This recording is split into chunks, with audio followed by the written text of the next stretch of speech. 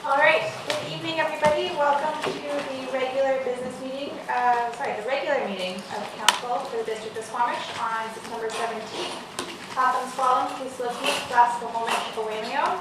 We are meeting this evening, as usual, on the traditional unceded territory of the Squamish Nation. Council, we have an amended agenda in front of us. We have a motion to adopt the agenda. Moved by Councillor Race, seconded by Councillor French. All those in favor? Opposed? Motion carries. Any notice and motion this evening? Seeing none, we'll move on to item 4.1. We have some delegations. First up is Steve Tulk on the Solterra Kite Clash. Come on forward. You have to either stand at the podium or do you have a PowerPoint? No, we're just going to start a video here, I think. And we can just stop it around 2:40. So the meeting is mic'd and camera video. So you just need to come up to the microphone and state your name. Who you are, your... My name is Steve Tulk. I'm the organizer for the Kite Clash event that we hold in Squamish every year. And I'm just here to give a wrap-up of our event this year and to present to council. We'll start with a video. Is there sound? No sound? I don't know. The sound doesn't come on in here. No, it says the sound's on this.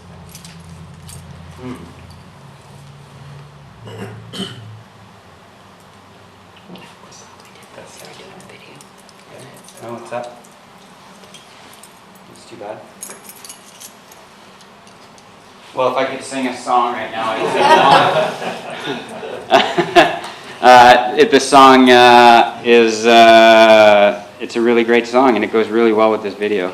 So I'm kind of put on the spot. But anyways, I guess I'll talk our way through that because that's what I do at Kite Clash. I am the announcer and along with another fellow. So I'm just trying to give everybody an overview of what we do every year down at the Spit. This event's getting bigger and bigger every year. It's an excellent recreational opportunity for not just the athletes that attend the event, but also for all these spectators that come out to the Spit. I would say, just guessing this year, looking at the people that came out, probably at least 50% of the people in the crowd here are non-kiters. They just came out to spectate and enjoy the event and enjoy the beautiful scenery from the Squamish Spit, which gets even more spectacular when you see all these guys flying through the air over the crowd like that. It was really a special year for us this year. We had kind of low winds to start out the event, but at the end, as you can see, the big air event was really, really spectacular. The athletes were pretty much flying right over top of the crowds. Lots of colors. I've just been amazed by the photographs and the video that I've seen coming out of that's my son. Coming out over the social media. And so basically, I just wanted to I don't have too much to say. I just wanted to show this video. I wanted to thank the mayor, acting mayor, and council for the opportunity to speak really briefly tonight. I just wanted to thank the District of Squamish, Solterra Developments, and Squamish Wind Sports Society, and all the other stakeholders involved in the maintenance and preservation of the Squamish Spit as a recreational resource in this town. It's an important one, and I just wanted to show that through the video and through this event. And I really invite the whole council and everybody here to come out to next year's event. That'll be Kite Clash 8, and that'll be in August 2020. And that's it. Thank you so much, Steve, for coming down this evening. Thank you. Apologies we didn't have sound. That's fine. Video. Everybody can go on YouTube and watch it on YouTube and hear the sound. And the imagery out of it was really spectacular. Thank you guys had great weather. Yeah, I was unable to attend this year, but my understanding is that it was a really great event, well attended, and look forward to it happening next year as well. Thank you. Thanks for coming out. Thanks.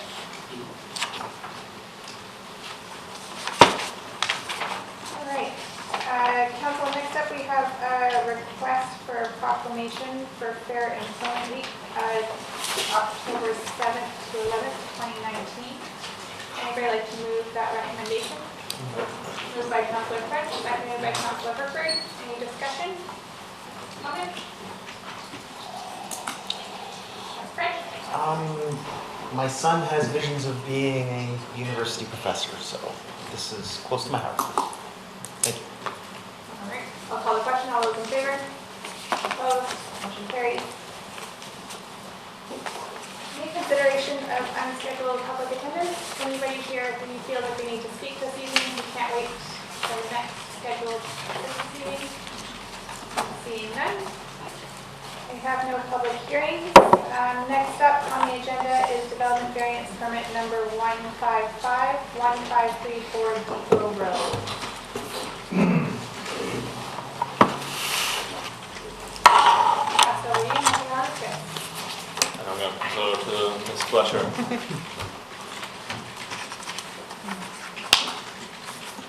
All right, good evening, Mayor and Council. My name is Jessie Fletcher, planner with the Community Planning and Infrastructure Department. Tonight I'm presenting an application for a development variance permit to increase the maximum level size of an accessory building. The subject property is located in Brackendale on Depot Road, west of the junction with Highway 99. It is located in a residential neighborhood surrounded by single-unit dwellings. The rear property line is adjacent to the rail line. The property is zoned RS2, Residential 2, and is designated residential neighborhood by the official community plan. No development permits apply to this property. As you can see from the context map, the surrounding properties are all also mostly zoned RS2, while the adjacent rail line is zoned I6 rail transportation. The applicant has applied for a variance to increase the maximum permitted size of an accessory building. The zoning bylaw permits an accessory building of 60 square meters within residential zones. The applicant has an existing accessory building that exceeds that by 27.3 square meters, and that is the portion shown in yellow on the screen above. The applicant is proposing to further increase the size of the existing accessory building to an additional 21.8 square meters to a total floor area of 110 square meters. This is 50 square meters more than what the bylaw permits. The applicant is seeking this variance to allow for the construction of a childcare facility in the existing accessory building. The use childcare residential is permitted in the zone up to a maximum of 16 children. The applicant is seeking to construct a childcare facility that would facilitate 16 children. The applicant is seeking a variance to section 4.4 of the zoning bylaw, which would permit the accessory building to be 50 square meters larger than what is currently permitted, increasing the maximum size from 60 to 110 square meters. Staff note that the variance cannot be tied to the use, and there is a risk that the accessory building may not be used for a child care facility indefinitely. Staff note that the risk is low, and that given the large size of the lot, the impact of a larger accessory building in this location appears to be minimal. Legislated and district processes for engagement were followed for this application. No comments were received. Staff recommend that council authorize development variance permit number 155. Thank you very much, Ms. Fletcher. Council, any questions at this time? Councilor Pennington? Are we able to request a covenant on the property restricting the use for the future in exchange for the variance? If I may, through you, Chair. We've done that in the past. However, it's come to our understanding now, having dealt with a few of these, that it's legally it's not best practice, and certainly would be difficult to monitor and enforce in the future. So I think from a legal best practice perspective, it would be best not to do so, although it's probably possible. Councilor Riggs? Thank you. I just want to clarify, because the printing was small in the report, but this is about a 24,000 plus square foot lot? Correct, yes. Councilor Frick? Thank you. The building as it sits in the lot now is above the maximum allowable size, correct? Do you have an understanding of the timeline of that? Is that a recent thing? Is this something that's sort of been inherited with the property and it happened 20 years ago and it's bringing to we're looking to correct that, or where are we at?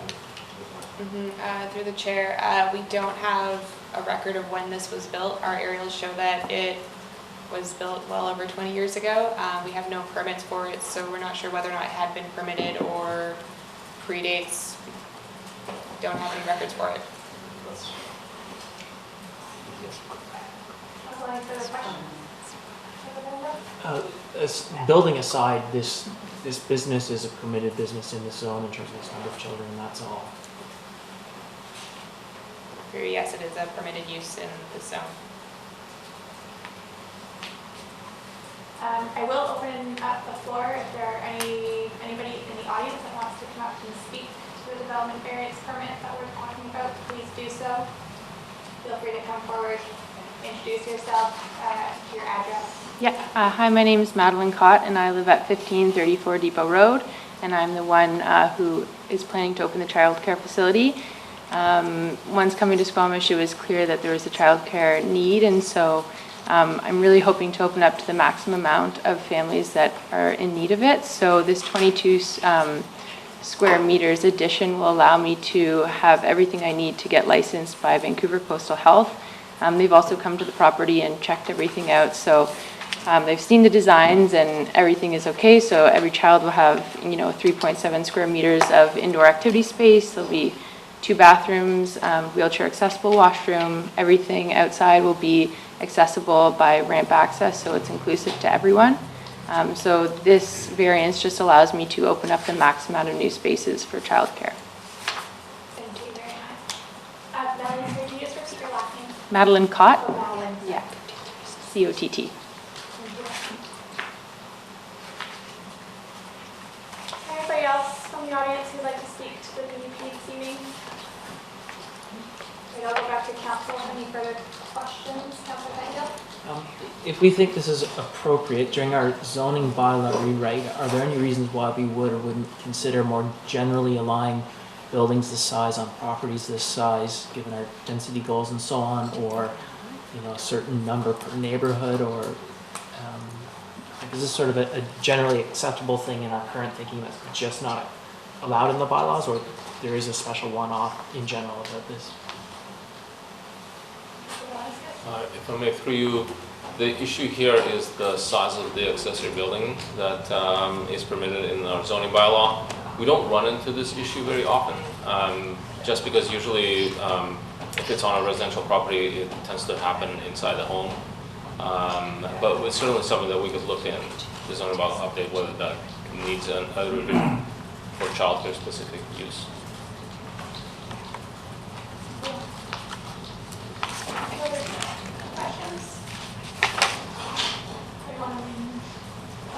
Councilor Race will move the staff recommendation, seconded by Councilor French. Go ahead, Councilor. Thank you. I think for me, when I'm looking at these, certainly daycare is a laudable activity, and there's no debate that there's a shortage of it in the community. But I do look at the impact, excuse me, with these variances, I do look at the impact on the neighborhood and close neighbors. In this case, I don't see that. This is a large lot, 24,000 square feet. Backs onto a railroad track, and so there's really no impact to anybody back there. So I think this is actually a perfect place for something like this, and I'm happy to support the variance. Thank you, Councilor French. This is a great opportunity to provide desperately needed daycare spaces. I agree that's the ideal location for a facility like this, and I will be supporting the motion. I actually will be supporting this motion. There's no doubt that childcare is a dire need in our community. I just heard another anecdote of a friend who is now on a 3-year wait list and she's pregnant. So there's a reality out there that folks really do need childcare, and this is an opportunity where we can try and lower the barriers to creating new childcare spaces within neighborhoods. So I'm happy to support this. With that, I will call the question. All those in favor? Opposed? Motion carries. Thank you.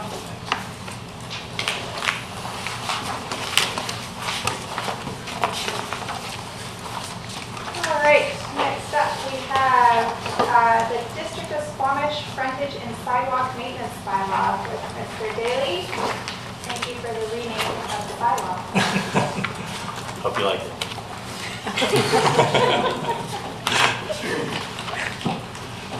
Good evening, Acting Mayor and Council. My name is Brian Daly, Development and Subdivision Coordinator with Community Planning and Infrastructure. I'm here tonight to present the Frontage and Sidewalk Maintenance Bylaw for consideration of first 3 readings. Section 39 of the Community Charter allows the council to require an owner or occupier of a property to take specified actions for maintaining the cleanliness or safety of a highway that is next to property that they own or occupy. Presently, these regulations live in two separate bylaws, the Boulevard Bylaw and the Traffic Bylaw.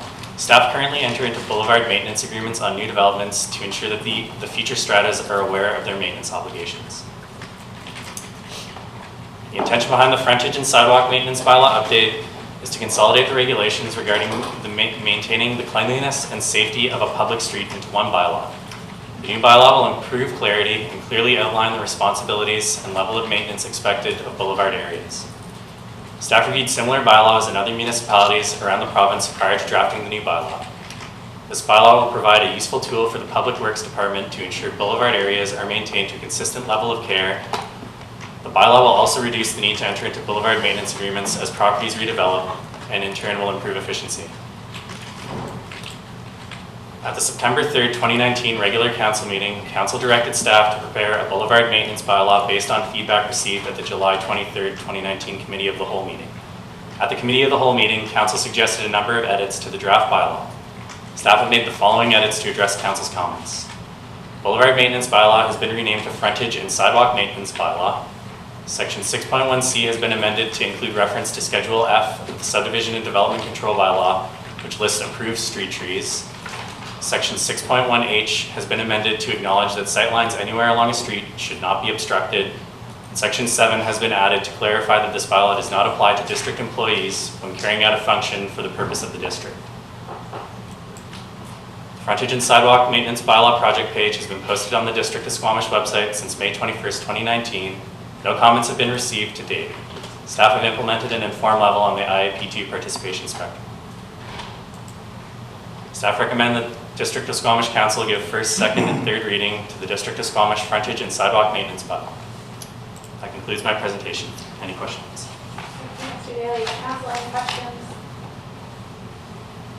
Authorize? So this applies to boulevards and streets? Yes, it does. Any further clarifying questions, Council? Council Pagno? There were a few references to person and the responsibility of a person in the bylaw, and I was just wondering, I know sometimes that's a legal thing and it could mean a strata or something, but I just wanted to make sure we weren't inadvertently leaving gaps where stratas or rentals weren't responsible for some of the things in the bylaw that isn't just a human being necessarily. It could be the strata that is opposed to a single homeowner. Through the chair, my understanding is this should cover everyone, and the general definition there is to kind of cover either a property owner or someone living, renting there, just to clarify that it is the responsibility of a person whether they live in a strata, as long as there's a boulevard area in front of the property that you are responsible for maintaining that. Just for clarity though, like in a strata, like a multi-level, you could have 10 tenants on top of each other in front of one little bit of street. So it's not those 10 people, it is the strata board or whoever is responsible. That's where I was just unsure if our use of person covered that.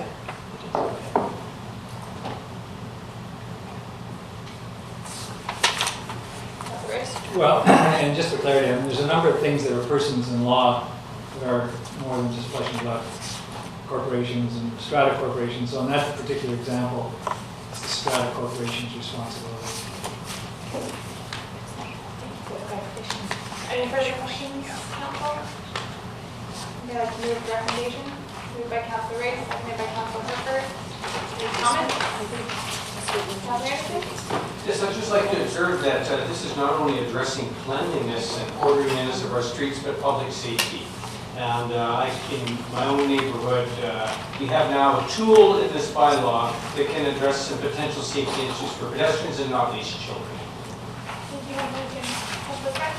It's certainly an improvement over what we had, and I like what I see and absolutely will support this. Thank you, Council Pagno. I'll be supporting this, and one thing I was sort of happy to see because it's a personal pet peeve is people shovel their snow out in the middle of the street, and you can't do that. Once this passes, you won't be able to. All right, I'll call the question. All those in favor? Opposed? Motion carries. Mr. Daly. And next up, we have the District of Squamish Building Bylaw number 1822, 2004, Amendment Bylaw Energy Step Code Applicability number 2684, 2019. Over to you, Mr. Bowers. Thank you. So I don't have a presentation today. We've had a recent discussion last week at the Committee of the Whole around this minor amendment. And essentially what it is right now our building bylaw has different energy requirements for different types of construction. So wood frame construction generates sort of for multifamily a step 3 requirement, and concrete construction generates one step below a step 2 requirement for more complex construction. We're proposing to align those two to step 3 given the emergence of new tools in the construction industry to reach better compliance with the step code. And the body that initially advised us that we should be considering a lower step for concrete construction, which is the advisory provincial body for energy step code, has now agreed that it's no longer necessary. Thank you. Council, any questions? I'd like to move the recommendation. Moved by Councilor Herford, seconded by Councilor French. Any comments? Councilor Herford? Thank you. I'm glad to see the progress here in moving towards higher level of construction and efficiency all the way through. I think it reflects ties in nicely to our climate crisis and where we are, and we need to do better. So this is a step in that direction. Councilor French? Yeah, I agree. This is a step in that direction and one of many steps still to come. There's still a lot more room to write policy that will lead to even greater energy efficiencies in the future buildings for not just our community, but across the province. And very much support this move. Call the question. All those in favor? Opposed? Motion carries. Thank you.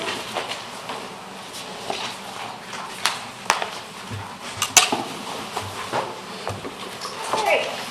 Item 8B1 is District of Squamish Municipal Ticket Information Bylaw number 1832, 2014, Amendment Bylaw Soils Management number 2645, 2018. We have Ms. Ashikian here to walk us through our ticket. Thank you. Good evening, Acting Mayor and Council. I'm Caroline Ashikian, Registered Professional Biologist and Environmental Coordinator with the District. The purpose of this agenda item is to rescind and reconsider amended third reading for the bylaw amendments to the Municipal Ticket Information Bylaw and the Notice Enforcement Bylaw relating to soils management. These two bylaws were meant to come forward for adoption as two of the three companion bylaw amendments associated with adoption of the Soils Management Bylaw. Thanks to our corporate officer who picked up on a citation error, we are bringing forward a housekeeping matter to adjust the reference section numbers and ensure that citations are included verbatim from the Soils Management Bylaw.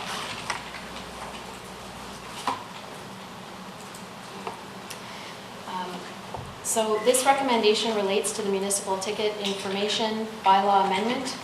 The recommendation is that third reading of the District of Squamish Municipal Ticket Information Bylaw number 1832, 2004, Amendment Bylaw Soils Management number 2645, 2018 be rescinded, and that the District of Squamish Municipal Ticket Information Bylaw number 1832, 2004, Amendment Bylaw Soils Management 2645, 2018 be given third reading as amended by, and would Council like me to read through what's on the screen? So if there are any questions for clarification. Thank you. Any questions, Council? Ms. Beckers? Can you please do it as two motions? First rescind and then... Councilor Racing is the first motion, seconded by Councilor Anderson. Any comment? I'll call the question. All those in favor? Opposed? Motion carries. Do we want to move the second motion? Moved by Councilor Herford, seconded by Councilor Race. All those in favor? Opposed? Motion carries. Thank you. And then same for the notice enforcement bylaw. The staff recommendation is that third reading of the District of Squamish notice enforcement bylaw, number 2418, 2015 amendment bylaw, soils management number 2647, 2018 be rescinded, and that District of Squamish notice enforcement bylaw 2418, 2015 amendment bylaw, soils management number 2647, 2018 be given third reading as amended by what is on the screen and before you in the amended agenda. Thank you. I will move the first recommendation, seconded by Councilor Rice. All those in favor? Opposed? Motion carries. And the second recommendation moved by Councilor Anderson, seconded by Councilor Rice. All those in favor? Opposed? Motion carries. Thank you very much. Thank you. All right, we are now moving on to District of Squamish Official Community Plan Bylaw number 2500-2017, Amendment Bylaw Residential Rental Tenure Zoning Policy number 2664-2019. Thank you. Throughout this process, I've been recusing myself, and I will again tonight. I own a business that operates in one of the properties mentioned in this, so I'm going to excuse myself. Thank you, Mr. Weber.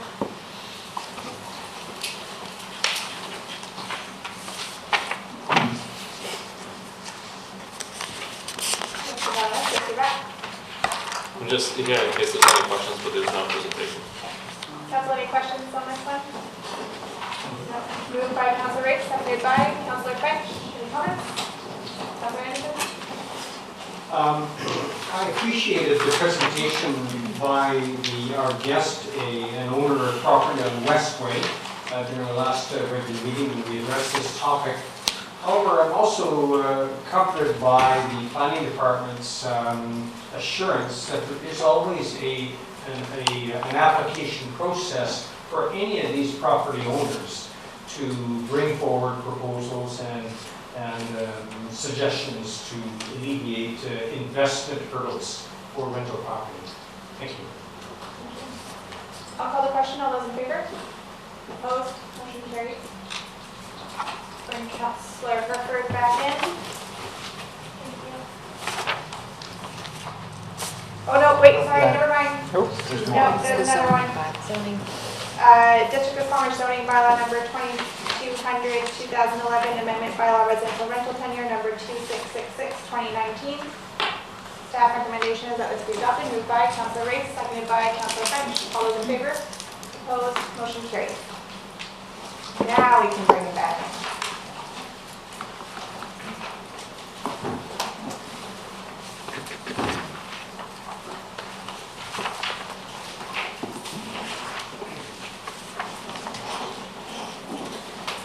All right, this is District of Squamish Remuneration and Expenses Bylaw number 1503-1997, amendment bylaw number 2694-2019. Staff recommendation is that this bylaw be adopted. Moved by Councilor Rice, seconded by Councilor Herford. All those in favor? Opposed? Motion carries. And next up, we have the District of Squamish Soils Management Bylaw number 2641-2018. Mr. Sheehan, thank you. Pass it over to you. Thank you. I'll just pull up the recommendation on the screen. So the purpose of this agenda item is to adopt the soils management bylaw and the fees and charges amendment bylaw.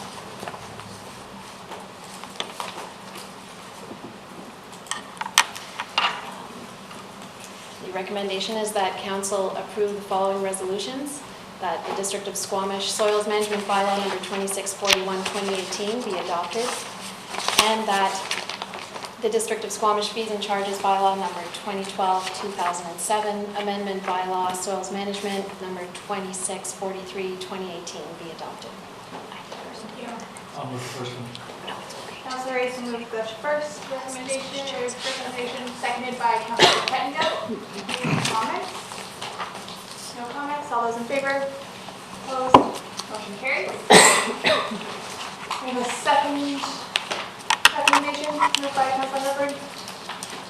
seconded by Councilor Anderson. All those in favor? Opposed? Motion carries. Thank you. There's a third. No, we just did the two.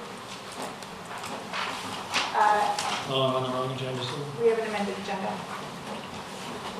All right, next up, we have the alternate approval process bylaws 2687, 2690, 2691, and 2693. I'll pass it over to Ms. Arthurs. Thank you, Mayor Stoner, Council. I'm Robin Arthurs, General Manager of Corporate Services for the District of Squamish. And today I'm here seeking resolutions from Council to establish a process for electoral consent for 4 loan authorization bylaws, the projects of which and the funding method has been established previously through loan authorization bylaws and through the last 2 financial plans. So not up for debate are the projects, it's the process that we're going to go through alternative approval. So an electoral approval is required to move forward in this case, and this is done in one of 2 ways, either by an alternate approval process or by going to referendum. So referendums are normally held when there's substantial amounts of money, and when there's lesser amounts of money, we tend to do a faster, more economical and efficient process through an AAP. So under an AAP, if more than 10% of the electorate submit the electoral form, then a referendum could be triggered, and at that time, Council may also consider funding by another way other than loan authorization. So additionally, Council is also required to approve the form of response, so those are included in the package. It's very legislated, there's no room for, it's one of those things that they say Council has to approve it, but you can't alter it. It's in the package, and the same with the notices, the ads. And so there's 4 separate ads, and they will be in the next 2 editions of the local newspaper. We also provide all of this information in the notices, what the bylaws are about, what the loans are for on our website, and via links in the district e-news. And we typically send some information out during or via our other social media platforms.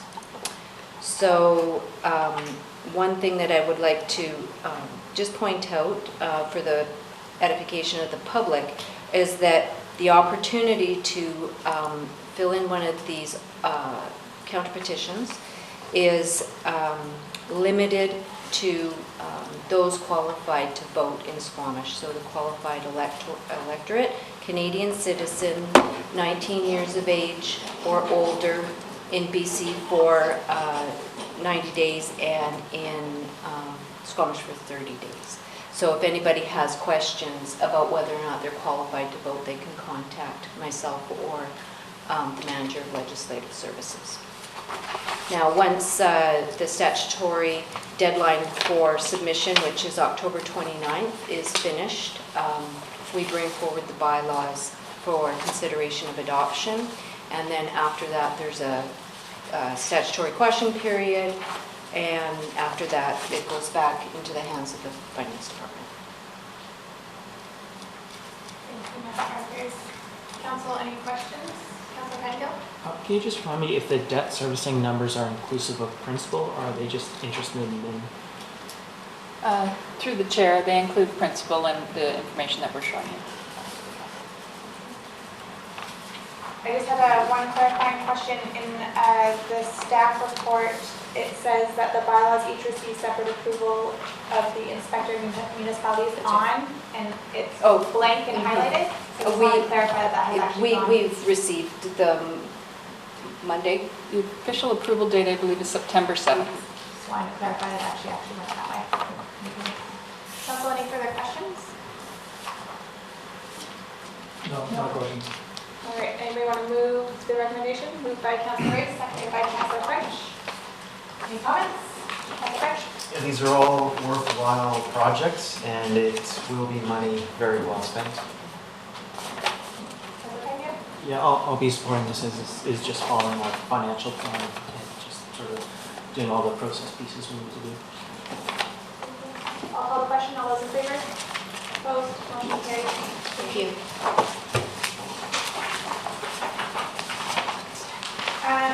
And next we have recommendation to amend our regular meeting schedule. For our next regular meetings currently scheduled for October 1st, and we are planning on scheduling it for Monday, September 30th. I will move the staff recommendation on that. Any seconders? Seconded by Councilor Race. All those in favor? Just, Comment? yes, wondering if it makes sense to attach a time to the Monday, September 30th meeting. At 6 p.m. Thank you. So we'll amend that to that the council schedule of a special business meeting on Monday, September 30th, 2019 at 6 p.m. Councilor Race, are you okay with that amendment? All those in favor? Opposed? Motion carries. Next up, we have the Ministry of Environment and Climate Change Strategy Plastic Action Plan submission. I don't think we have a presentation on this, because we discussed it during Committee of the Whole today. But we do have 2 out of 3 motions that are on our agenda to come forward. So that the District of Squamish submit a joint letter in response to the Ministry of Environment and Climate Strategy Plastics Action Plan consultation paper, and that the District of Squamish submit an individual letter in response to the MOECCS Plastic Action Plan consultation paper. We'll do those separately. I will move the first recommendation, seconded by Councilor Race. I will speak to it, even though we did just talk about this earlier today during the Committee of the Whole. I think that this is a really critical piece, and thank staff again for their efforts in creating a joint submission. I think that our voices are substantially stronger as we present this to the province in a unified way. So I'm excited to be supporting this one. Any further comments? I'll call the question. All those in favor? Opposed? Motion carries.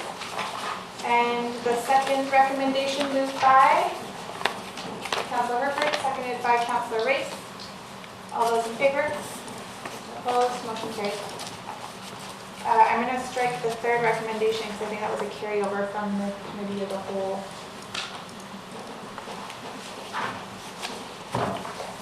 All right. Next up is Development Permit number 488, Legacy Ridge Multifamily. Welcome back, Mr. Davis.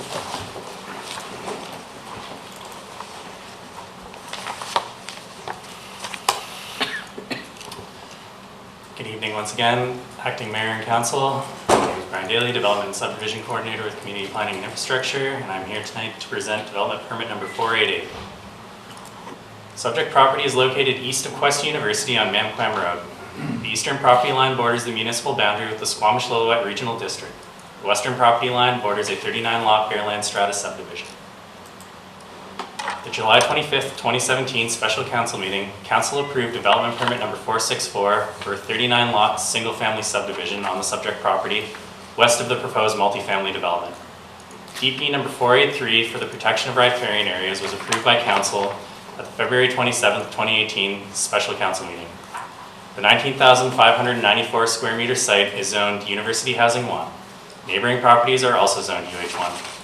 This area is designated for residential housing in the Sea to Sky University Subarea Plan, and this application is subject to the 2009 Official Community Plan.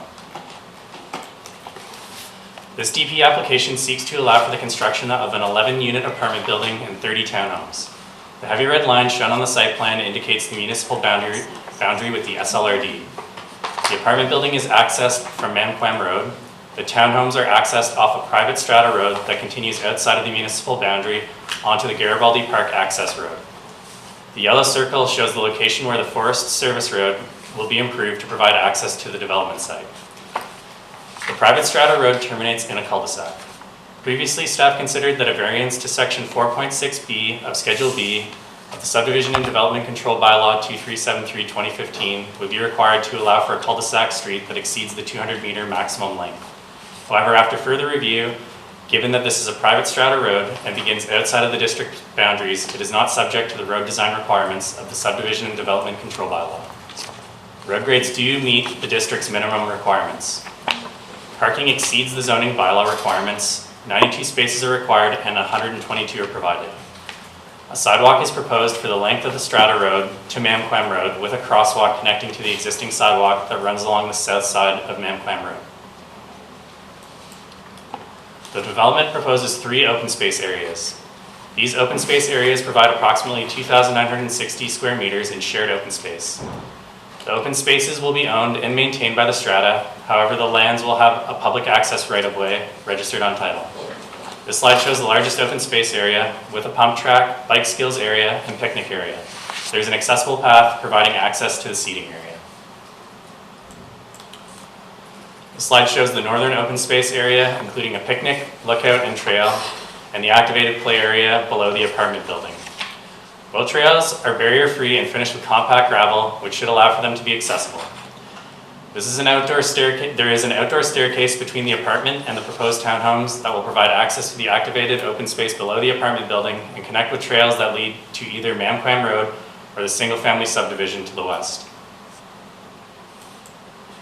The townhomes are designed along the lower elevation of the proposed strata road, following the lot's sloping terrain. Each of the townhome units are stepped from the adjacent unit to provide an enhanced and articulated streetscape. The design of the buildings has incorporated views across the valley while maximizing the opportunity for direct sunlight throughout most of the day. Passive environmental shading features have been incorporated across all buildings in forms of screens and large overhangs typical of West Coast modern architecture. These features mitigate the effects of direct sunlight to prevent overheating throughout the summer months. The townhome exteriors are designed to break up the length of the cluster into smaller masses that better reflect the scale of the single-family homes in the surrounding neighborhood. The apartment building was designed to accommodate the steep grades at the entry of the site by providing a full level of parking underground with 11 residential units on the upper floors. Similarly, the apartment building exterior is designed to break down the length of the building into smaller masses to reflect the scale of the neighboring single-family homes. The apartment building also incorporates passive environmental shading features.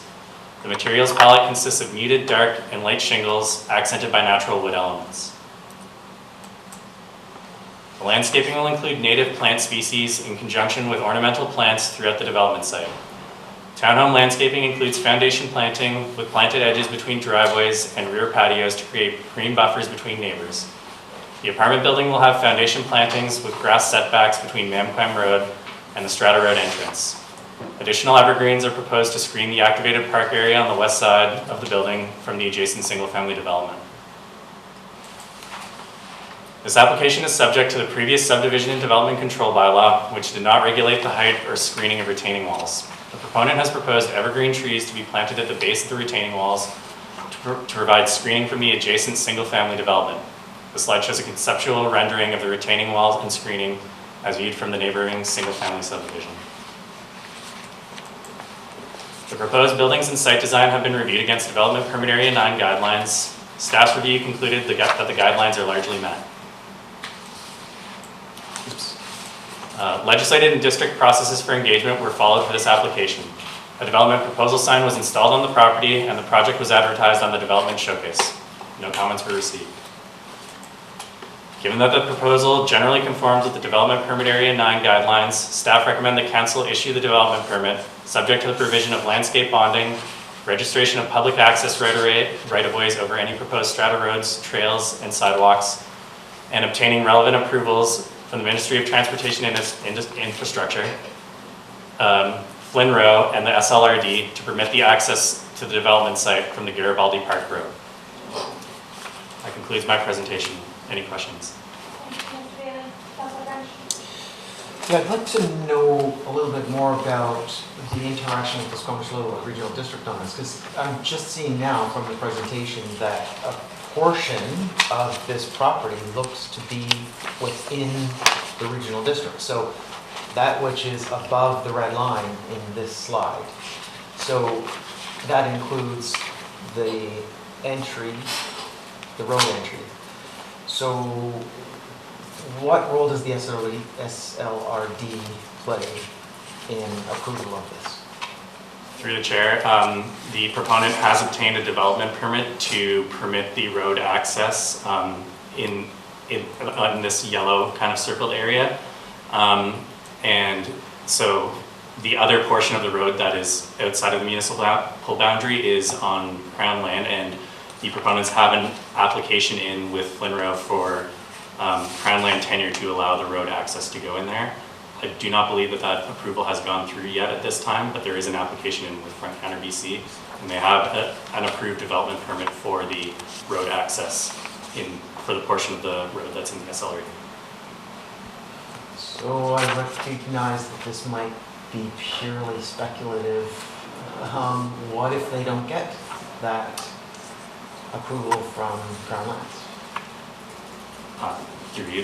It would not be able to, the development permit would not be able to be issued, or if this is approval, a condition of issuance is obtaining this approval.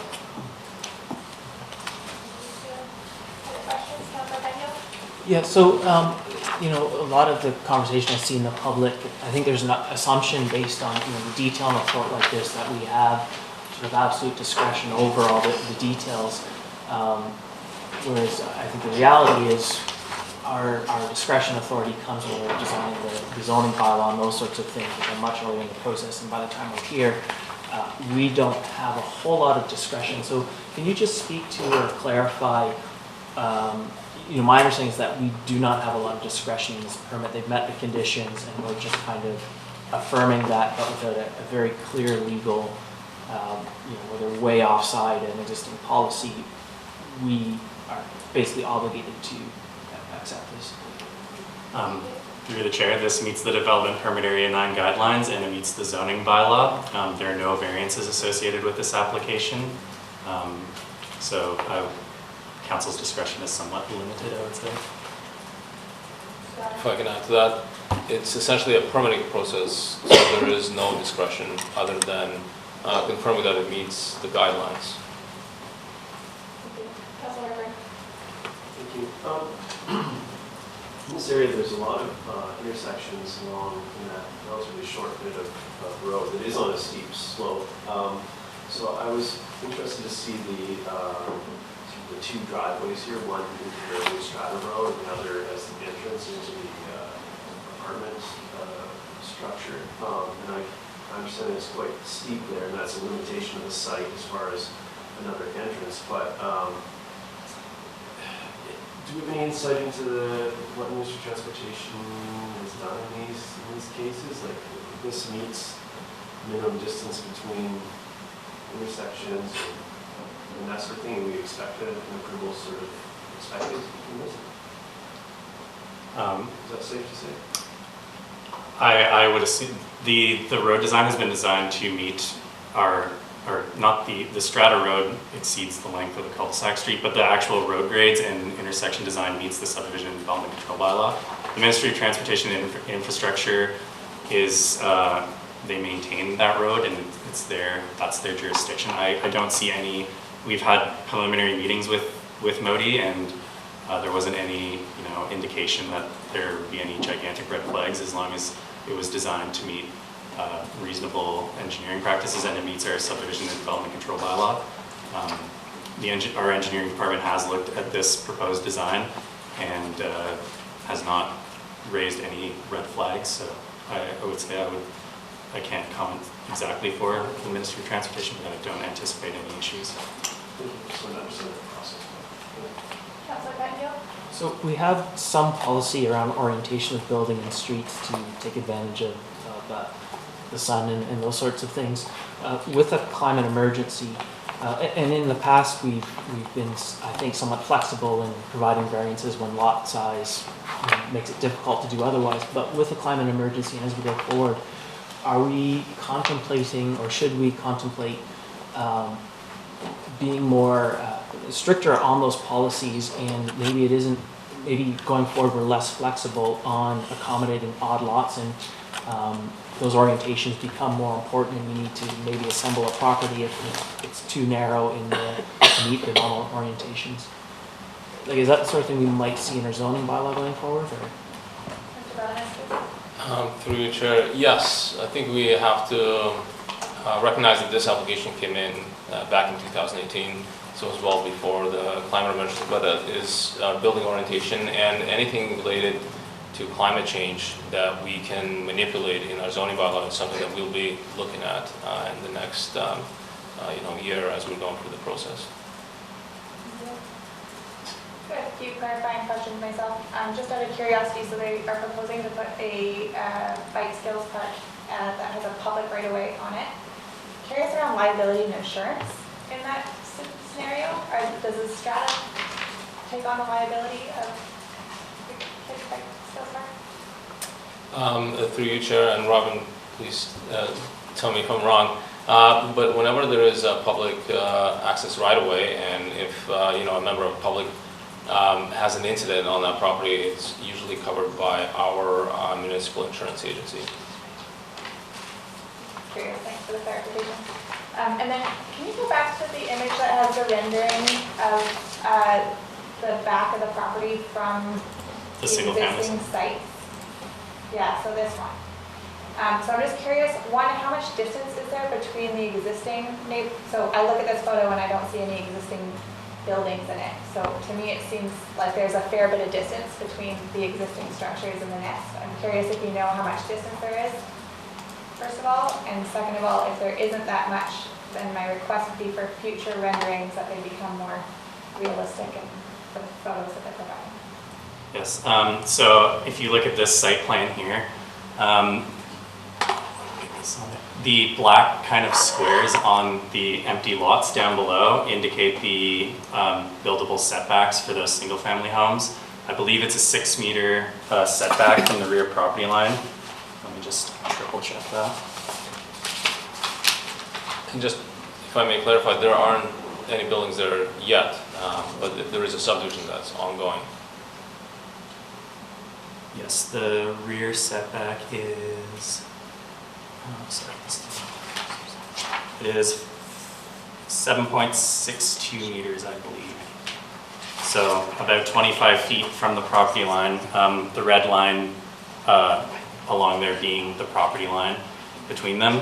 And then there is another 25-foot setback from that red property line to the building envelopes. So there should be fairly significant setback.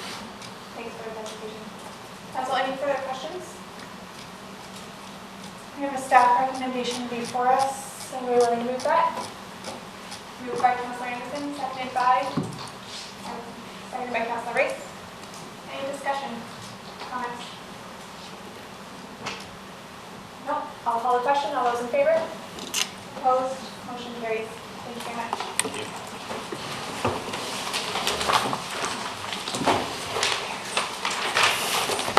Next up, we have the Valley Cut Fire Hall Design and Construction Management Services RFP Awards. We have a whole game here. Whole game, yeah, this one's like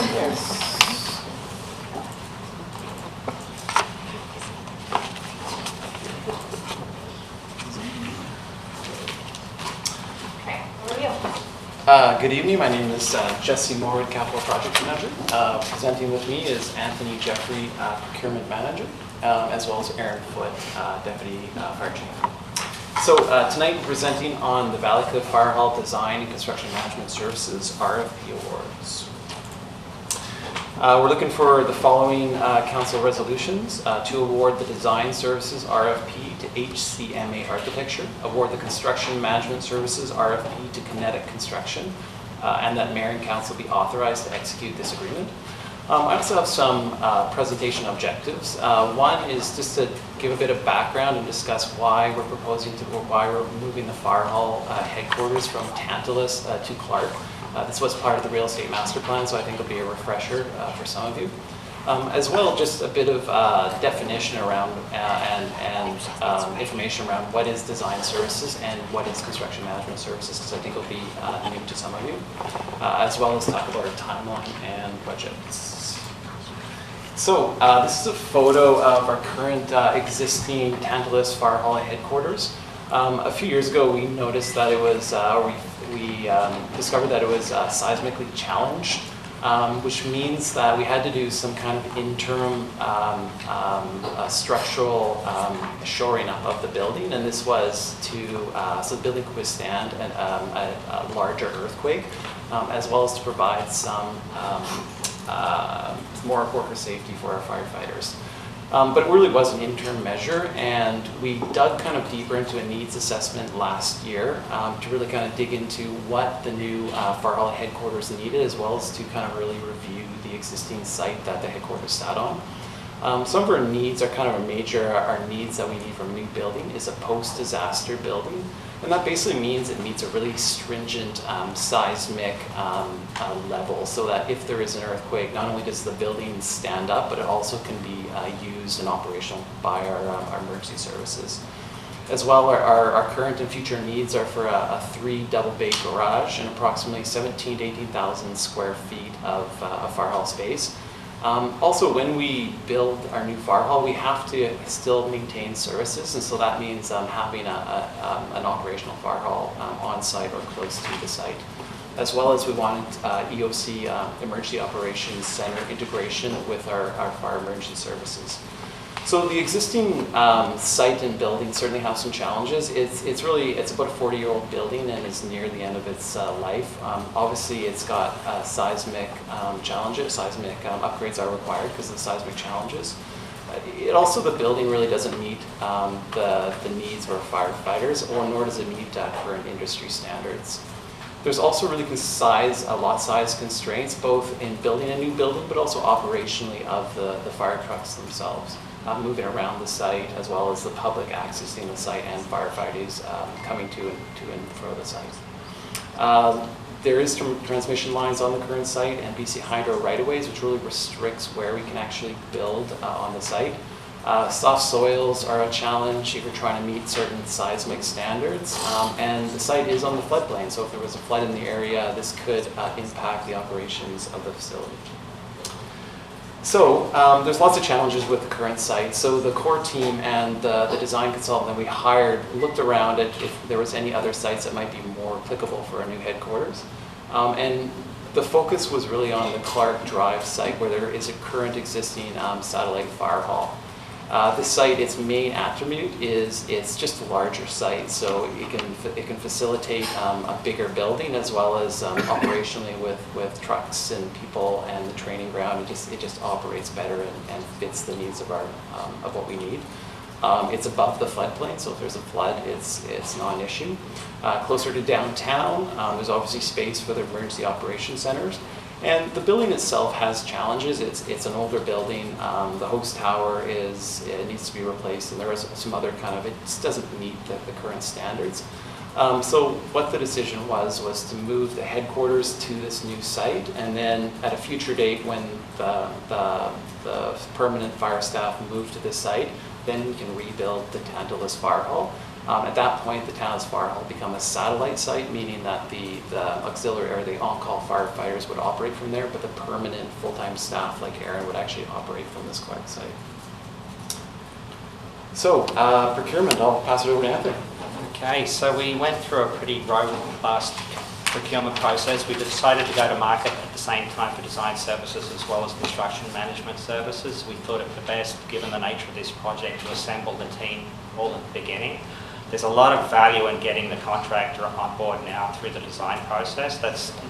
Basically, this is the team that will deliver the project as far as construction is concerned, but one of the beauties of doing it this way is they add a lot of value through the design process and the ability to engage trades early, which is huge given the current market we're in. There's a lot of competition out there to try and get trades to work like this. So we thought this would be the best way about going to market. So we did get a lot of interest. We had probably 50 to 60 people show up at the site meeting representing a number of firms, and the response we got on both competitions was more than double what you'd see on a normal competition like this. So that was very encouraging for us.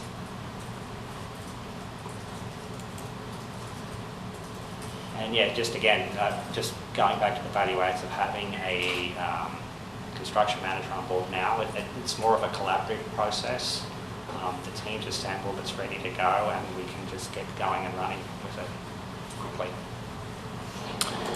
Yeah, and to clarify, so the design services is more the architects as well as the engineers that actually physically design the building. The construction manager is a construction management services rather is a team of individuals and a company that hire the trades, make sure the building's built on time, on budget.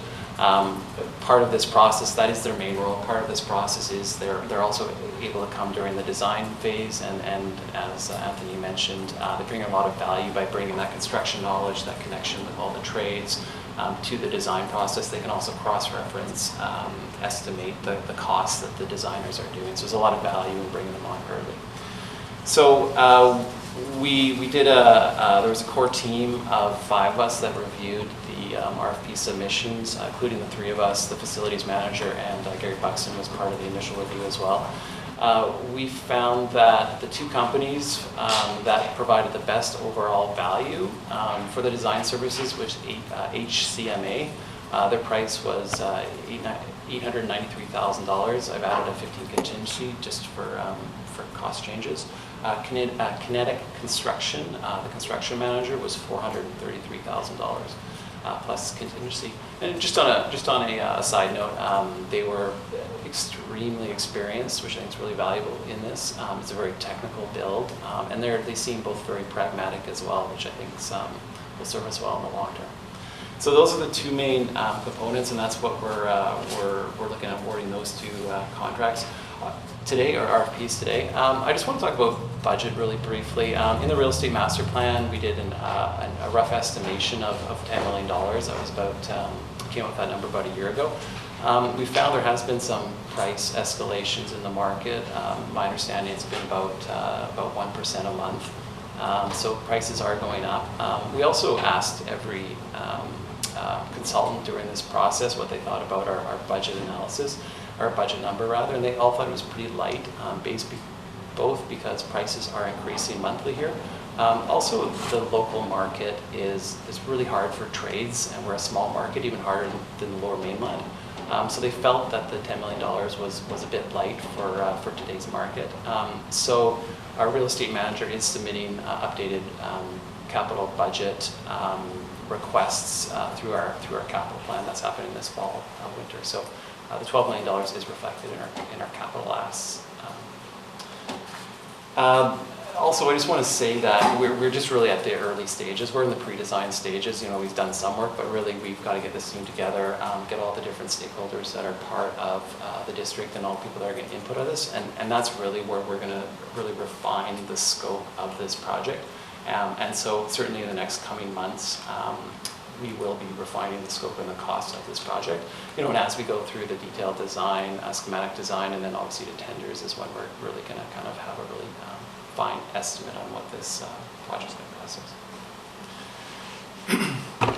Quickly on the schedule, I've kind of broke it up into 2 main phases. The first, we're estimating about 2.5 years to complete this project. The first 12 months will be kind of the design and kind of getting ready for construction. So certainly the obvious stuff like the architectural and engineering designs, but also we need to construct a temporary fire hall while we demolition before we demolition the existing fire hall at the Clark site. And then there's just a lot of contract preparation and documents that we have to get together.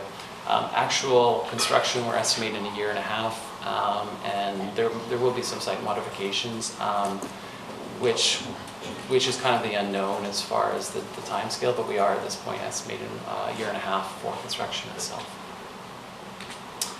So that brings us back to our recommendations. HCMA for the design services RFP, Kinetic Construction for the construction management services.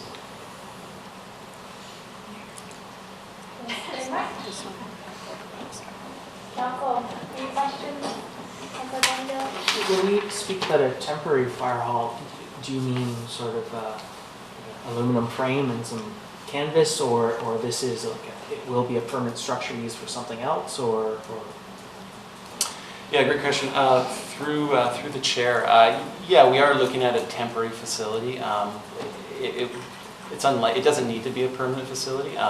It could potentially be used for the Tantalus fire hall replacement as well. So we are going to look at whether we should purchase something and then use it for that as well. There has been other ideas thrown around about how it could be used, so we're kind of at the beginning stages, but right now it's looking like a temporary structure that we would use for both fire halls. Yeah. Councilor Anderson? This is slightly off topic, but concerns the intersection at Clark Drive and Highway 99.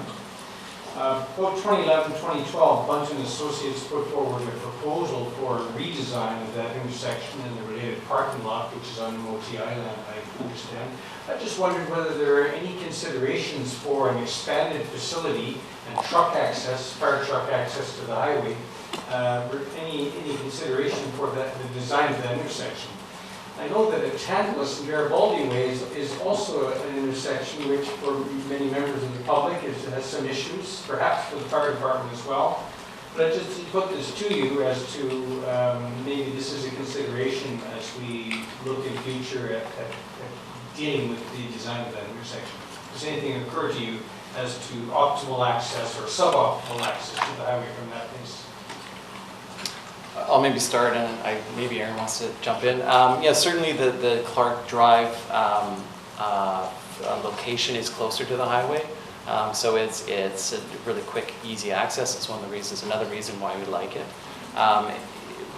That intersection is being redesigned, is being rebuilt in this coming months, I believe, and certainly fire hall and truck movements have been considered as part of that.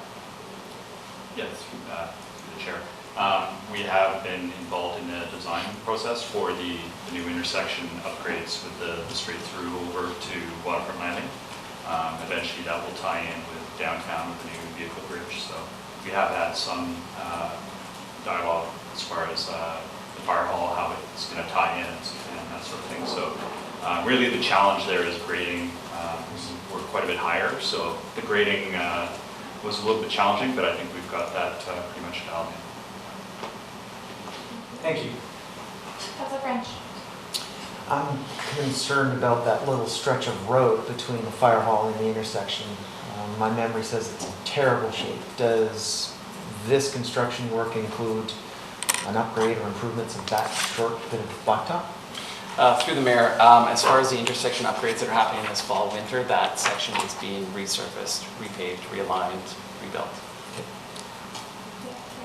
And following up a theme from earlier today about single-use plastics, in my mind, the Alex Monroe Fire Hall is not all that old. Is there any plan, any provision to reuse components of the existing fire hall as we move towards a new facility? Through the mayor, great question. I don't know if I can give you a fulsome answer. Certainly Kinetic Construction, the construction manager, talked about being sensitive in reusing, recycling as much material as we can in the demolition of the building. Our consultants, the consultant that we hired last year to kind of do an initial needs assessment on the building said effectively there's enough seismic upgrades and challenges with the existing building that it's actually more effective to replace it with a new building. So that's the course that we're on right now, but I think we're going to look at every opportunity we can to reuse, recycle, reduce. Thank you. I have a question about the stretch cost of the extra $2 million. I think that as we went through the real estate and facilities master planning process, we knew that we were doing the best we could at doing an assessment of what the costs might be. But an extra $2 million is a stretch as far as I'm concerned in the capital budget. Do we have some sense of how we might move forward on funding that, or is that a discussion like to hold until the budget discussions in the fall? Thank you. Through the chair. Generally, we'll look at that as part of the 5-year planning process. Right now, my initial instinct is that we'll likely look at borrowing.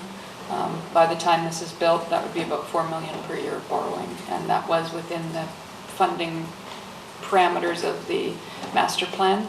But again, we'll look at the whole 5-year, and we're even trying to have a little longer range look. Thank you very much. Council, any further questions? We're going to move to staff recommendation. Moved by Councilor Ray, seconded by Councilor Anderson. Any further comments? Councilor Anderson? Yes, it's only last winter that our new council were given a tour of both the Tantalus and the Alex Monroe facilities. And I'm just so impressed with the nimbleness I see on the part of the Protective Services and the Capital Projects team in taking us to where we are now in such a short period of time. It's very impressive to see. Thank you. I will also say a huge thanks for all the work that's been done so far. I think that this is a critical project moving forward. It definitely came out and on top of the real estate and facilities master plan. There's a long list there, but it's exciting to see that we're making such good progress so quickly. So thanks for all the work. Councilor Franco? Yeah, I just wanted to echo your comments, Councilor Stoner, that the $2 million jumped out at me, and I think we know this is a critical piece of infrastructure, so we have to get moving on this. But I am very sort of curious to see how that shakes out in the rest of the real estate master plan, which my understanding to date was that we've been pretty conservative and built in big buffers, and to see us already overrunning that is a bit of a red flag. So I look forward to that discussion, but I'm glad to see this moving forward. Great. I'll call the question. All those in favor? Opposed? Motion carries. Thank you very much, Mr. Moore and Mr. Jeffrey and Mr. Foote. All right, next up, we have financial services coming to discuss the community grant policy amendments. Ms. Matthews, I'll pass it over to you. Thank you, Chair Stoner. Christine Matthews, Chief Financial Officer. This evening, I'm here to ask Council to consider some administrative amendments to our community grant policy and the application that we use for the process. On December 17th, we met with Council through the granting process last year, and we had some discussions with you about some key issues within the policy, not the least of which was that Section 1.3A, the way it was worded, and in practice, we were using other funding sources and exceeding that amount, so we talked to Council about that. We also talked about the need for maybe some more assurance in the financial summary that we receive back from the applicants each year. On top of that, Council further directed that we align the documentation and information better with our new strategic plan, expressed an interest in receiving an update on the current grant projects at the time that you were reviewing applications for the next intake year, and that we consider earlier deadlines for submission and final reports and for release of grants. I will indicate that staff are bringing you back a policy that doesn't necessarily address exactly what you asked for on that last point. We just had concerns that we were giving the applicants enough time to finish their year ends and get us reporting if we stepped that back. But we've left the wording in the policy and in the applications fluid enough that we can still go earlier. If they are able to produce it earlier, we can take the reporting earlier and release their grants earlier. So on page 218 of your package, we have the policy, and we've tried to highlight anything that we've actually changed in that policy.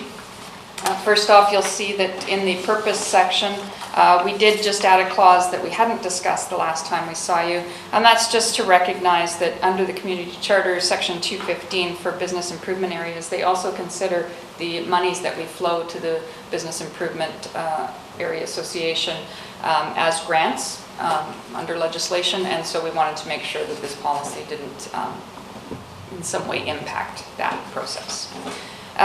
Under Section 1.3A, we did remove the one clause that just basically required us to look at all funding sources when we considered the 1% grant amount for the program. And so by removing that, we now allow the funding sources to be up to 1%, the grant program to be 1% plus any additional funding sources that council may come across. So that will put us back in compliance with our policies in practice. In section 1.4C, We just modified this, again, in practice when we were reviewing what we were really doing versus what the policy indicated.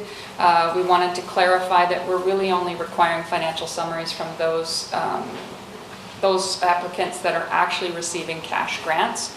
Otherwise, they're generally getting a rental or something that we know they're getting because staff have been heavily involved, so we know that they've leveraged or used the program as per the grant situation. So we did make that modification.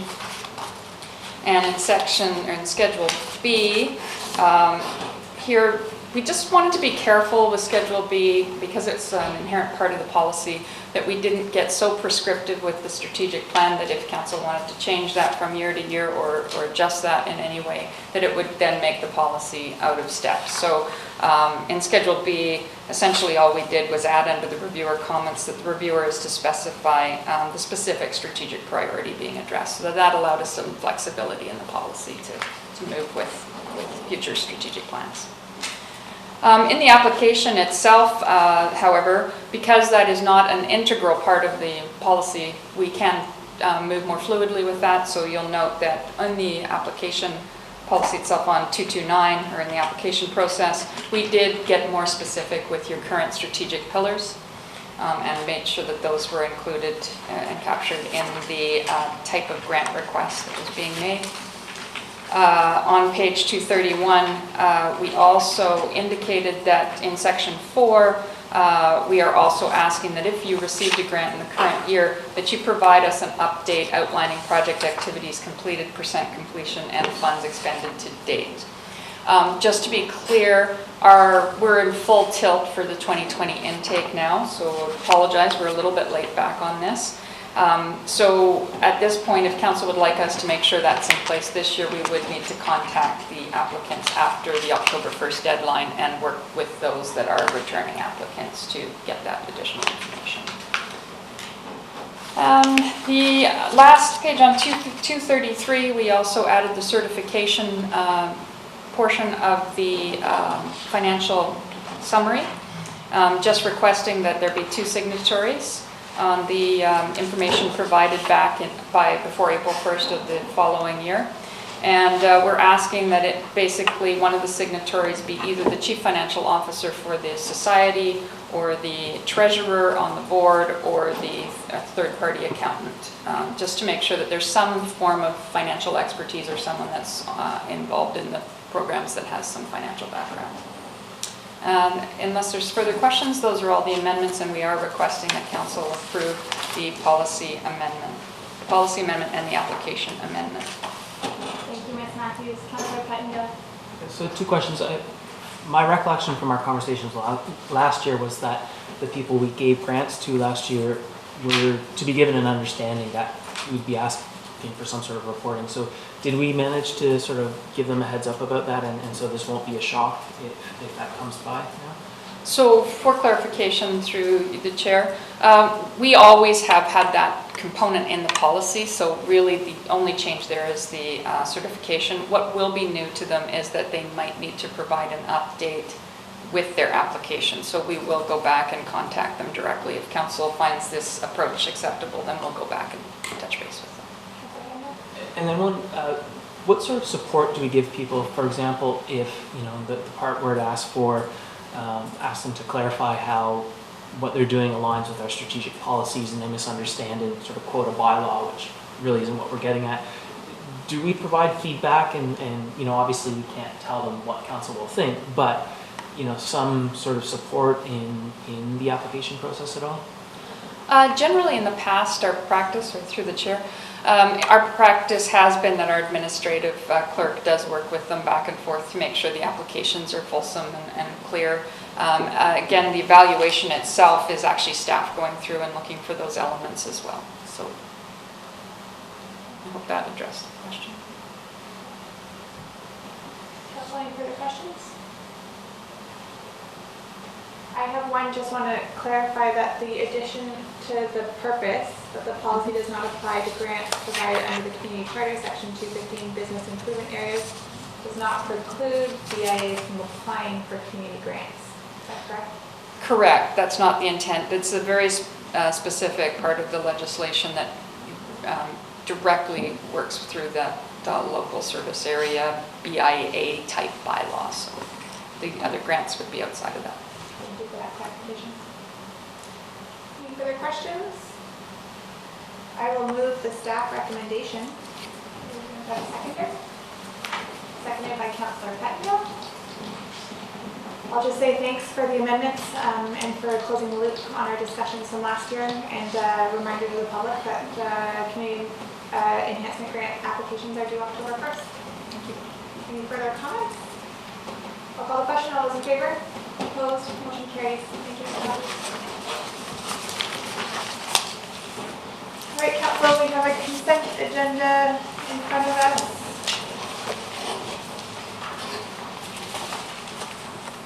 Anything that needs to be pulled? Councillor Pettengill? Just one, item B3.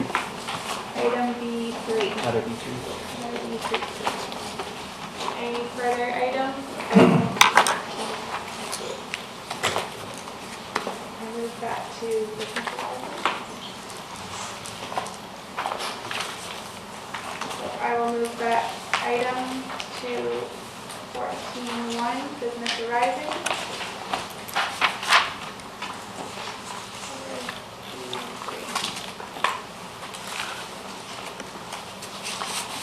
No others. Motion to approve the consent agenda. Moved by Councillor Ray, seconded by Councillor French. All those in favor? Opposed? Motion carries. No late agenda items. Correspondence action requested. So the first letter here is from C. Hodge, LGCNC. To Minister Farnworth with regards to input towards policing transition evaluation framework. I wanted to put this on the agenda for action requested from Council because at our last regular business meeting on September 3rd, we passed a motion that the District of Squamish Council should send correspondence to the Assistant Deputy Minister and Director of Police Services in support of correspondence that we received from Mayor Sidewalk, the municipality of North Cowichan, relating to our own concerns around the creation of the Surrey Municipal Police Department. And following that motion, we received this letter from the UBCM subcommittee that stated that they have submitted they have made a submission to the province that kind of highlighted and spoke to some of our concerns. And so I want to circle back with Council and see if folks felt like that addressed our concerns sufficiently, or if we still want to write a Council letter to the province.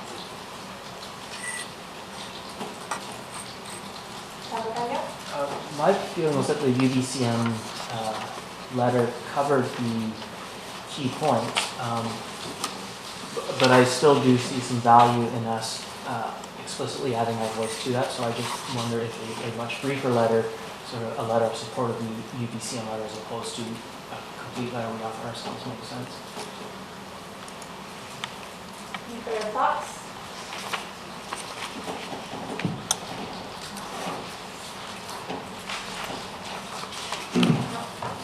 So move that the Council still write a letter in support of.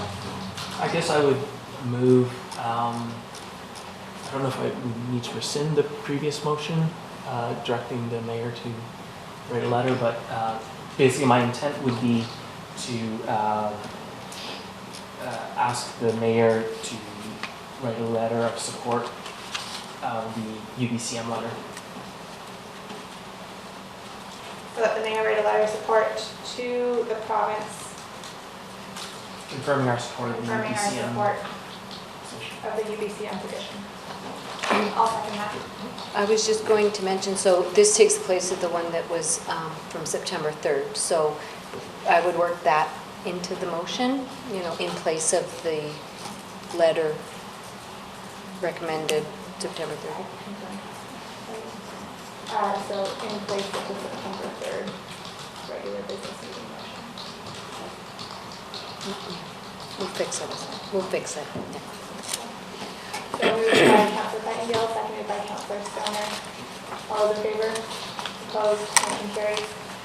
Thank you. We have correspondence from H. Stewart, read the camping bylaw, and the recommendation is that this correspondence received from H. Stewart regarding the camping be referred to the Senior Director of Community Services. Moved by Councilor Anderson, seconded by Councilor Herford. All those in favor? Opposed? Motion carries. May I ask, this is concerning the SLRD correspondence for communications policy. Can we assume when it is addressed to info@SLRD and copied to Councilor Race, who serves on the board, that it will be on the SLRD board agenda? Not sure if anybody may be able to answer that. Perhaps we can assume this? Councilor Race? I think it's a fair assumption. It doesn't come through me. I don't put it on the agenda. But the input SLRD is a normal intake. It requires a board resolution to go on the agenda for sure. Thank you. Thank you. The third item on action requested is an item forwarded by Mayor Elliott regarding the environmental assessment reviewable projects regulation. So there's an open public comment period from the province on which projects should be deemed reviewable projects for regulation under the Environmental Assessment Act.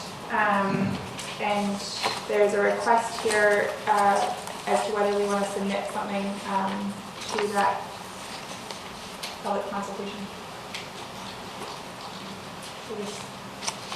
Councilor Rich? Yeah, the email is actually from the mayor to other mayors and senior staff in the corridor, but I think also requesting support. But I think we could direct the mayor to send a letter supporting the position that she outlines.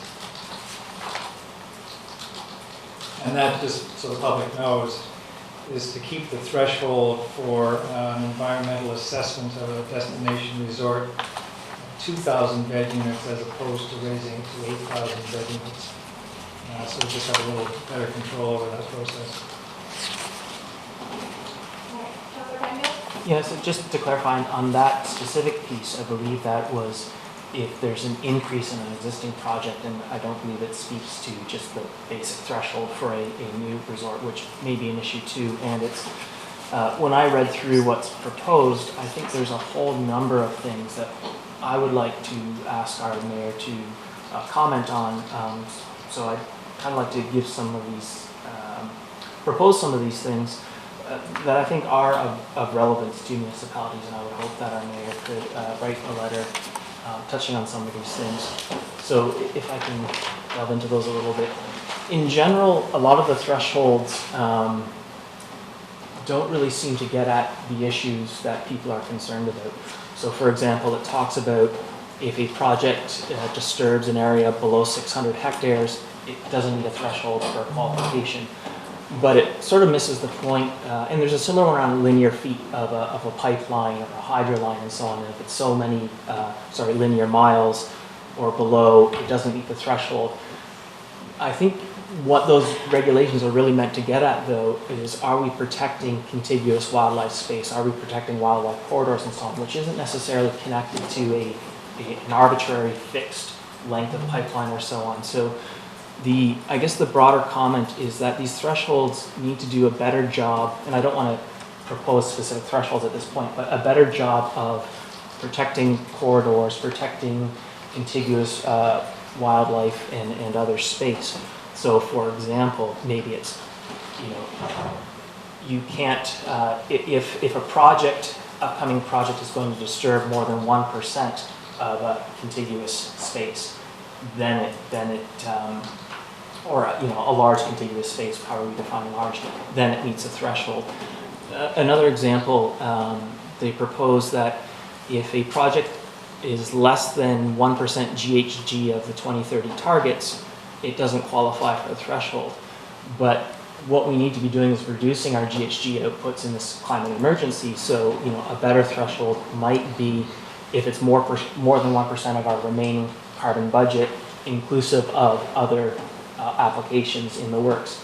So just some sort of comment that, they're really missing the mark in terms of what the thresholds are, in terms of when there are significant impacts that will, cause harm in many cases. Another piece, it talked about the size. If there's more than 250 workers, that may have social impacts. And I think another piece they're missing in there along the same lines is the subsidization per job, because we are being asked to trade for jobs or essentially provincial revenue, take on some environmental risks, some environmental damage and so on in general for these projects, and we're asked to evaluate that trade. It's not harm in a vacuum, it's harm in the context of some sort of benefit. And we're missing that key piece, which is the subsidization that are going with these things. And so I would suggest that some sort of level of assessment of that would be appropriate in this. The final piece that struck me, there's a number of cases where they suggest, well, there's already another body that's looking at some of this stuff and don't want two people looking at the same thing, so we'll just have the other body look at this, and we're going to take it out of the hands of the EA, the OGC and so on looks at these things. But I think what we've seen in general, and I think we've experienced it ourselves here, there is not a lot of public trust and faith.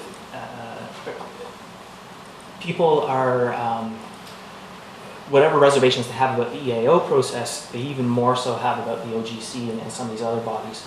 And so rather than just say, oh, well, the OGC will take care of it, the EAO doesn't need to, I think they should be addressing how they will fill the gaps. It's because they're not proposing more oversight at the OGC for what they're taking away at the EAO. They're saying, well, the EAO is not going to look at it anymore, and the EAO or the OGC will just keep doing what it's doing. And I think that piece is missing of how you're going to fill those gaps, those oversight gaps, when you are proposing that you remove oversight as part of this.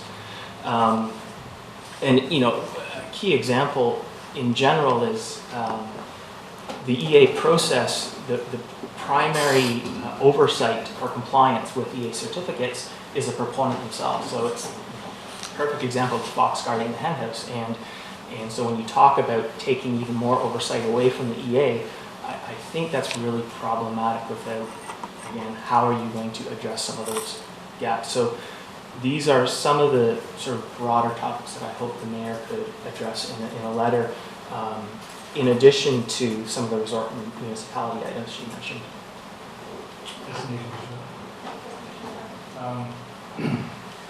Councilor Riss. I'm not sure my resolution contemplated all of that.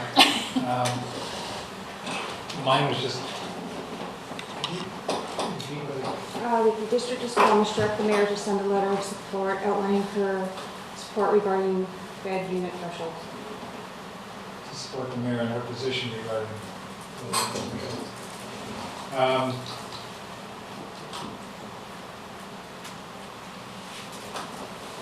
and I'll just add to that then, in other threshold, in other thresholds or processes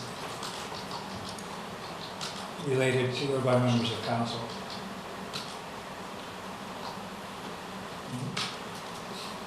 I'll speak to that in a second. Seconded by Councilor Penghill. And my thought is to just have Councilor Penghill and anybody else, council, just to directly contact the mayor and outline those concerns. And I think, given the position she's in the EA board, we can trust her to express those.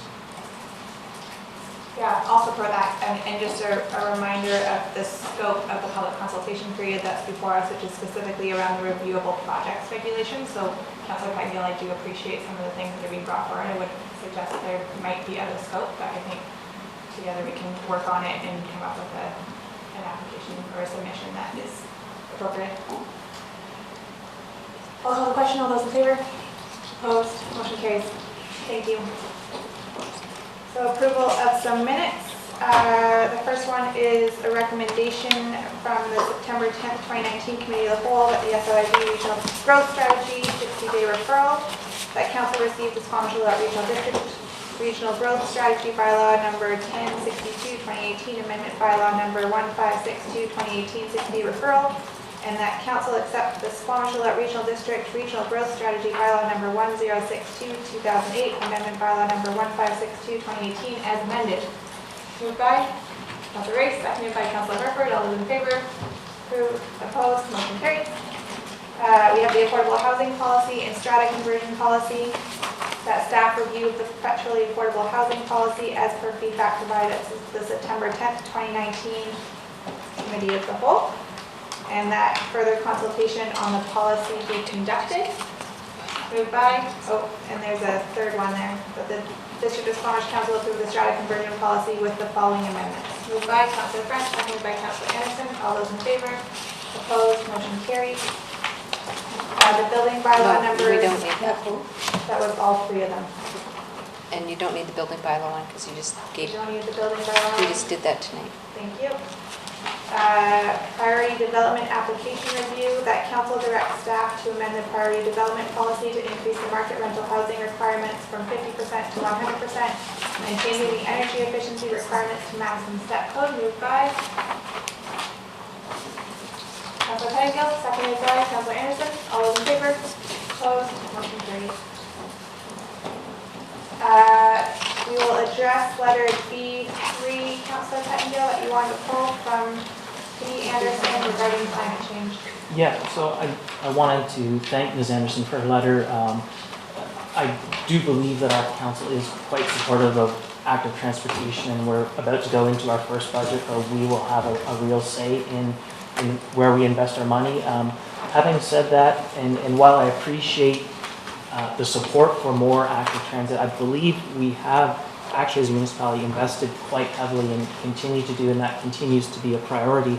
The reason I wanted to pull this letter, I'm hoping that as part of the budget process, I believe it is, and I just didn't have time to look back at previous year's data, but we do break out our active transit investments versus our regular road investments and so on.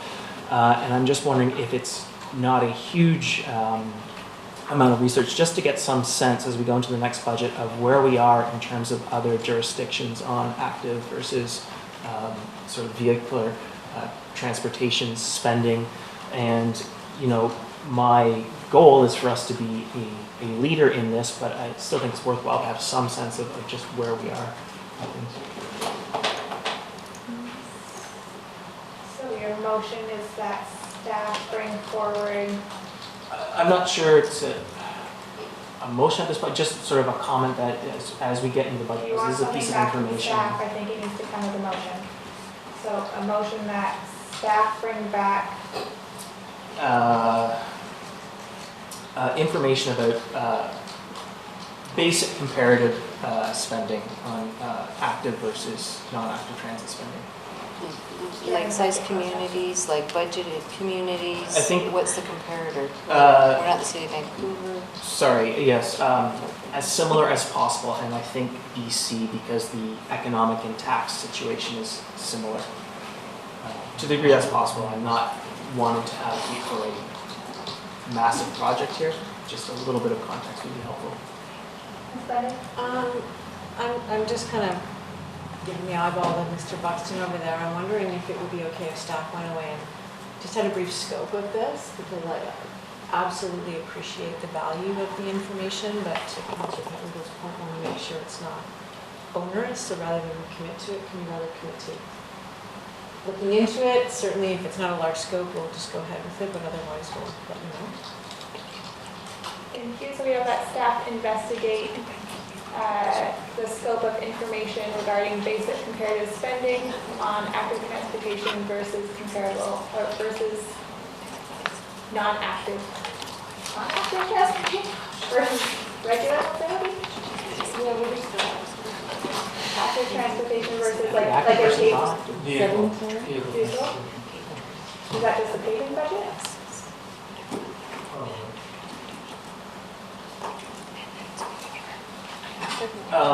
Maybe a better way to frame this then is a breakdown by transit mode. You know, can I just rescind that, and I will ask the mayor to bring something forward again if I have something clear. And through the acting mayor, we can certainly have that conversation with you, Councilor Pettingill, to further flesh out the objective that you're looking for. Sure. Thank you. All right, we have committee minutes and reports. So the Public Arts Select Committee minutes from December 4th, be received, moved by Councilor French, seconded by Councilor Anderson. Discussion. I'll call the question. In favor? Opposed? Motion carries. We have a bunch of in-camera items. Do I need to go through these one by one? No, they're just for information. They're just there for information. All right.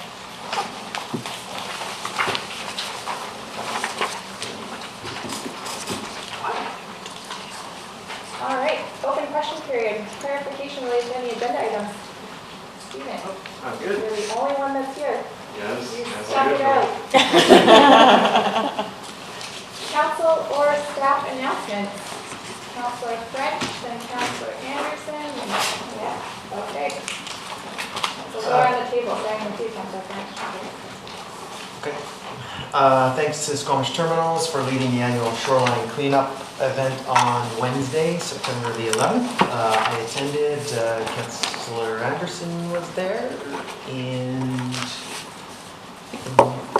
I think it was just the two of us. But anyway, I thought it was a big success again this year. Congratulations to Squamish Terminals for being leaders in cleaning up our waterfront. Saturday, September 14th, the Squamish SPCA branch had their annual Bark in the Park, and I was honored to be the MC for that event. Fun and successful, and there's some really great dog photos on my Instagram feed if anybody wants to check that out. And then on Sunday, the next day, the 15th, I participated in the Terry Fox Run. Thank you to the Squamish Firefighters Association who have previously organized that event. And I thought that the new organizers, the Squamish BMX group, did a great job. And Councillor Stoner was there as acting mayor. Thanks for your kind words. Thank you. Councilor Race, do you have anything? No. Councilor Anderson? What's going on? Very good. Tomorrow evening, September 18th, the Squamish Can Transportation and Energy Group will be hosting a Squamish cycling infrastructure community engagement event. And on the agenda for tomorrow evening, 6:30 p.m. at Brennan Park, is a short presentations from 3 guest speakers, Squamish Can, Our Squamish, and the District of Squamish. There'll be activities to identify opportunities and challenges with the cycling infrastructure in Squamish, an opportunity to socialize with other people sharing interests. So this is again tomorrow evening at Brennan Park in the Black Tusk Room at 6:30 to 8 p.m. And hope for a successful evening and on the theme that we've discussed just recently about cycling infrastructure. Thank you. On Sunday, I attended the first, potentially the first annual Squamish Pride, and I was happy to participate in the march and the events they had at the park, and may or may not have attempted dancing at one point. And it was a great day out, and it was great to see our community come together and celebrate together. So yeah, look forward to next year's event. Yeah, I also attended, I guess bookended a flag raising on top of Municipal Hall. I didn't ever imagine I'd be up on the roof of this place, but we had quite a good event there. It was a good start to the festivities, and bookended by celebration on Sunday. There was members even from Squamish Nation that focus on this topic came up to be part of our celebration, and even with the weather, it was just such a lively, fun, busy day in the park. It was really great. Also on Saturday night, Helping Hands had an art exhibition at the Ledge, featuring some photography from some of the local residents, and quite powerful work and powerful artwork, and the work that Helping Hands is doing is just quite incredible, and just wonderful to be amongst those people and the compassion that's in our community. And then just a fun note, after a note from our mayor about an idea camp in Victoria as part of the Livable Cities Forum at the end of October, I had a look and decided to sign up for the forum. And just for my colleagues who haven't had a chance yet, I would suggest looking at the topics and speakers and so on. It looks like a really fantastic and worthwhile forum, something you might want to consider. So I will be there, and it'd be great to see some of the rest of you there too. Thanks for bringing that. Yeah, as my colleagues have said, there's been lots going on the past week. As Councillor French alluded to, the Terry Fox Run was on Sunday, and it was a great success. I just heard that they had over 250 participants, and they've raised over $16,000 so far. So huge success there, and great to see the community come out in stride all day Sunday despite the weather. I think it's one thing that Squamish is really good at. No matter the rain, people will still show up. Pride Squamish all last week was a huge success. I think hats off to the volunteers that put that together, from the Pride flag raising, as Councilor Pendale mentioned, to there were probably 80 people that marched very orderly down the sidewalk, which was cute, but also really powerful to see, and the amount of joy and excitement that was within the crowd was really good. And then also on Thursday evening last week, the Equality Club from Don Ross, along with Pride Squamish, put on a community conversation called A Queer Conversation, which was just about language around queer culture and things like that. So that was a really powerful event as well. So thanks to them for doing all those things, and we hope that they will carry it on next year as well. Flag for the community that next week Council and lots of staff will be down in Vancouver at the Union of BC Municipalities annual convention. So if we are slow to respond on email, that is why, just heads up. But we will be actively networking and lobbying in support of improvements to our community with other communities from around the province and other orders of government. So that's where we'll be next week. Stephen gets the week off. Yes, school's out. Any staff? No? All right. So with that, I will look for a motion to terminate. Moved by Councilor Ray, seconded by Councilor Herford. All those in favor?